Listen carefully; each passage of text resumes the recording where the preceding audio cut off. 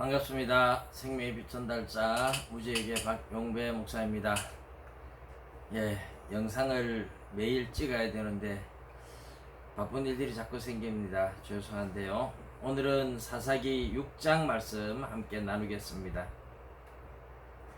사사기 6장부터 기드온 이야기가 시작되고 있습니다. 기드온은 너무나 잘 아는 유명한 이야기죠. 이스라엘 백성들이 다시 하나님 앞에 범죄해서 이번에는 하나님께서 미디안 사람들한테 이스라엘 백성들을 팔았다고 합니다.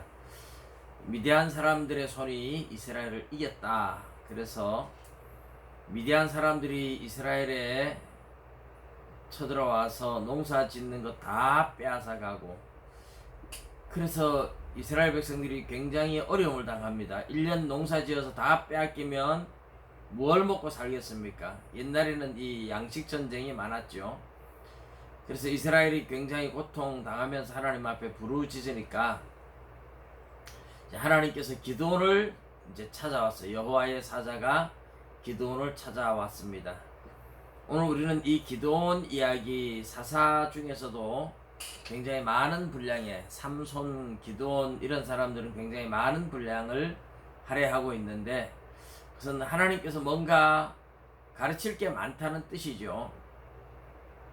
6장에 하나님의 사자가 기드온을 찾아온 이야기, 그리고 기드온을 불러서 이스라엘을 구원하라고 사명을 주는 이야기가 6장에 나오는 내용입니다. 자세하게 다 할 수는 없어서 몇 가지 내용을 중심으로 보겠습니다. 먼저 하나님의 사자가 기드온을 찾아와서 첫 번째 하신 말씀이 큰 용사여, 이렇게 불러요. 큰 용사여, 여호와께서 너와 함께 하시도다. 근데 기드온은 큰 용사가 아니라 미디안 사람들한테 들킬까봐 밀농사를 타작마당에서 타작하지 못하고 포도주 틀에서 타작을 하고 있었어요. 포도주 틀 좁은 데서 하는 것은 밀을 많이 넣고 타작해서 터는 게 아니라 하나씩 그냥 이삭 하나씩 잡고 턴다는 그런 이야기입니다. 쉽게 말하면 겁쟁이죠. 그런데 하나님이 큰 용사라고 불렀습니다. 하나님이 큰 용사라고 불렀으면 이제 하나님이 그를 용사로 만들어 갑니다. 진짜 큰 용사가 되는 거예요. 하나님이 용사라고 불러주었기 때문에 용사가 되는 거지, 기드온이 용사는 아니었습니다. 기드온이 그래서 하나님이 함께 하시면 어떻게 우리에게 이런 일이 일어나겠습니까 하고 원망 어린 이야기를 하는데, 그런 원망 어린 이야기를 하는 자체가 사실은 하나님에 대한 기대가 많았다는 뜻이죠. 하나님에 대한 기대가 많았는데 하나님이 우리를 왜 안 도와주십니까? 그래서 나오는 이야기죠. 하나님에 대한 기대를 가지고 있던 기드온. 하나님께서 기드온을 찾아왔고, 기드온은 하나님이 함께 하시면 어떤 일이 일어나겠습니까?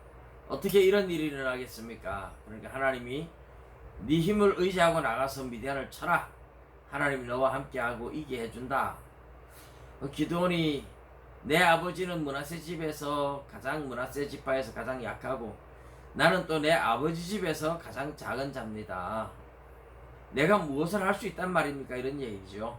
근데 하나님은 하나님이 함께 하시면 능치 못함이 없다고, 하나님이 함께 하신다고 약속해 주죠. 기드온은 뜻밖의 사명을 받는데 정말 이분이 하나님의 사람인지 확인을 해야 되잖아요. 그리고 하나님의 사람이라면 또 대접을 잘 해야 되잖아요. 그래서 하나님의 사자인 표징을 내게 보여달라고, 가지 말고 기다리라고 하면서 음식을 준비해가지고 옵니다. 근데 음식을 준비해 오니까 먹지 않고 반석 위에 놓고 국을 그 위에다 쏟아 부으랍니다. 근데 기드온이 말없이 그대로 순종을 하니까 이 여호와의 사자가 지팡이를 가지고 그 재물에다가 손을 대니까, 음식에다가 지팡이 끝을 대니까 갑자기 불이 나와서 재물을 다 태웁니다. 근데 그 불이 지팡이에서 나오는 게 아니고 반석에서 나와요. 반석.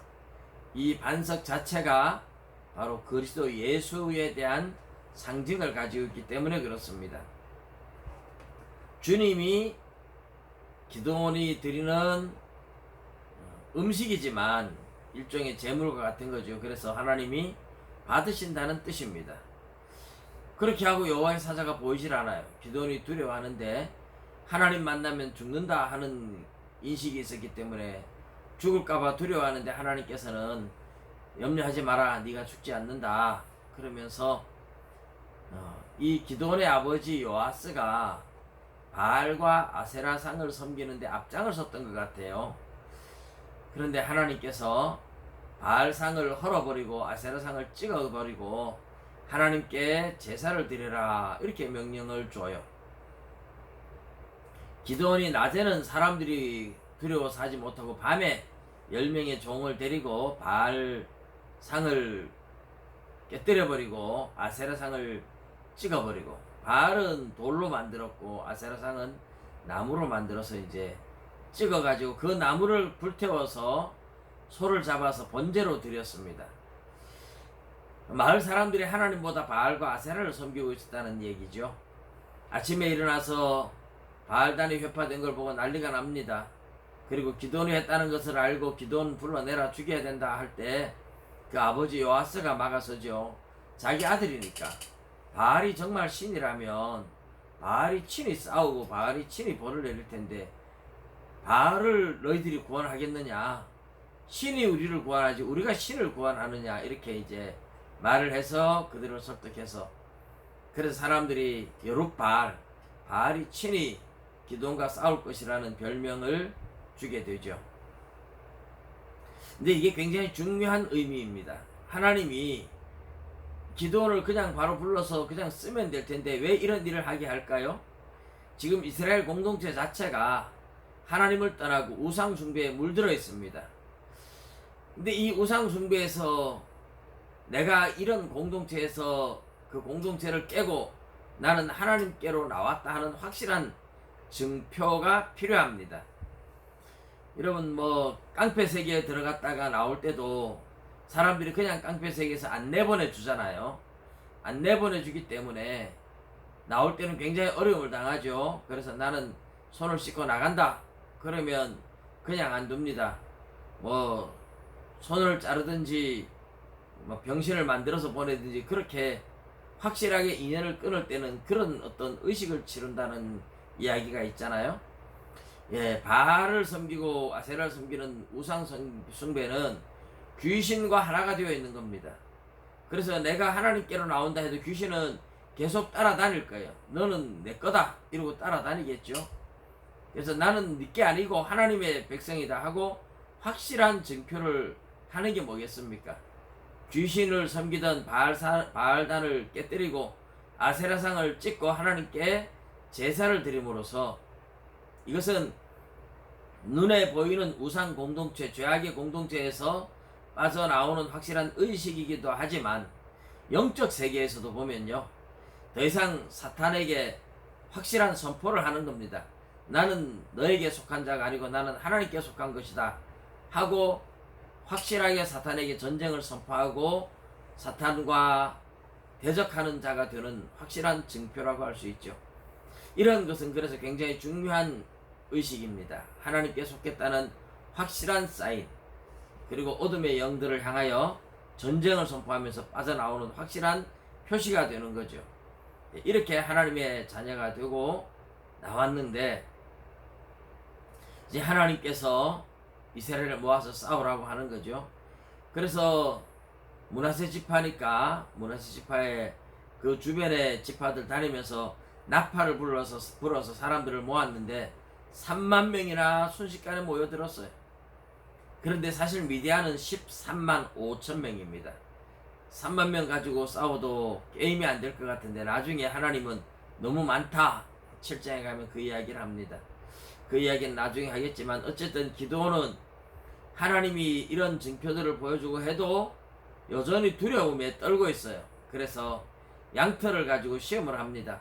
하나님, 내가 양털을 마당 가운데 놔두는데 밤에 양털은 그대로 말라있고 마당은 비가 와서 축축하게 젖고, 그런 증거를 보여달라고 하는 거죠. 하나님이 함께한다는 증거를 하나님이 그대로 해주십니다.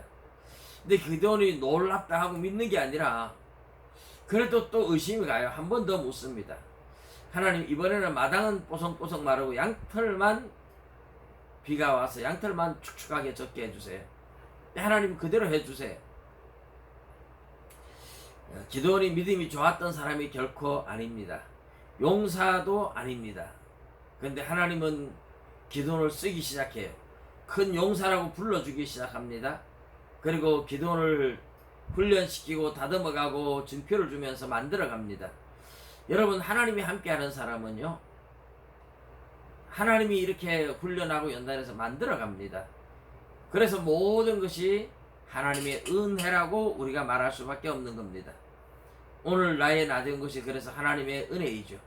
그리고 이런 싸움은 영적 싸움이기 때문에 혈과 육에 속한 싸움이 아니잖아요. 영적 싸움이잖아요. 철저하게 하나님을 신뢰하고 철저하게 하나님께 순종하는 사람만이 영적 싸움에서 이길 수가 있습니다. 그 이야기는 7장에 가면 좀 더 구체적으로 나오고 있습니다. 6장에서는 6장에서 가장 중요한 포인트는 하나님이 용사라고 불러주고 하나님의 말씀대로 만들어가고 있다는 것 하나와, 특별히 우상 숭배하던 공동체를 깨뜨리고 하나님의 백성으로 나오는 과정, 이것은 그냥 나 하나님 믿는다 하고 나오는 것만으로 되어지는 게 아닙니다. 여러분, 예수님을 믿을 때 나 이제부터 예수 믿는다 하는 것으로 그냥 쉽게 예수 믿어지는 게 아니라 이 말입니다. 정말 과거를 철저하게 회개하고 과거의 죄와 확실하게 단절하고, 그러기 위해서는 우상 숭배하던 걸 깨뜨려야 되죠. 저도 사실 예수님 처음 믿고 은혜 받았을 때 우리 아버지가 가지고 있는 수많은 불경책들, 육효 점치는 책들, 사주팔자 책들 전부 다 갖다가 아버지가 몰래 갖다 불을 태운 적이 있습니다. 하나님이 그것을 요구하시는 거예요. 그리고 사탄에게도 영적 세계에도 선포하는 겁니다. 나는 하나님의 자녀다. 나는 이제 하나님과 함께 한다.